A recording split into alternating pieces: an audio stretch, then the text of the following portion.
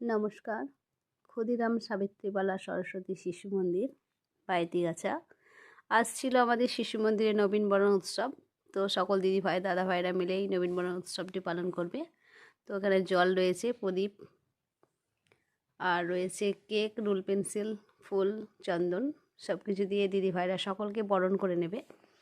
প্রত্যেক ছোটো ছোটো ভাই বোনেরা আজ এসেছে আমাদের শিশু মন্দিরে। অভিভাবকারাও দাঁড়িয়ে রয়েছেন, ওনারাও দেখছেন আমাদের এই নবীনবরণ উৎসবটি।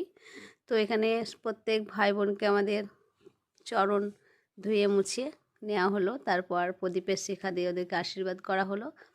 এরপর হচ্ছে পুষ্পাঞ্জলি দেওয়া আর চন্দনের টিপ পরিয়ে বরণ করে নিলাম। তারপর দাদা ভাই দিয়ে দেবে রুল আর একটি করে কেক। তো খুব ভালো লাগছে।